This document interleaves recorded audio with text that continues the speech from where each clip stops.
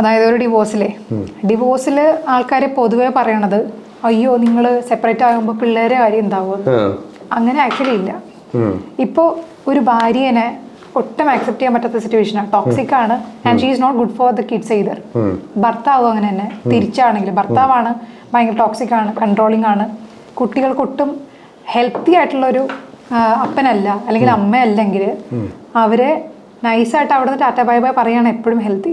C kids want emotionally available, healthy, നല്ല കൺവിക്ഷനും ബോധവും അവരെ ലുക്ക് ആഫ്റ്റർ ചെയ്യാൻ പറ്റുന്ന ഒരു അഡൾട്ടിനെയാണ് കിഡ്സിന് ആവശ്യം.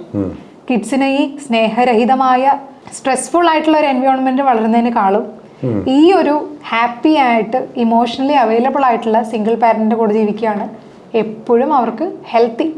നമ്മുടെ സമൂഹത്തിന്റെ കാഴ്ചപ്പാട് അങ്ങനെയല്ല, മനസ്സിലായില്ലേ? അവർ വിചാരിക്കുന്നത് എന്തൊക്കെ സംഭവിച്ചാലും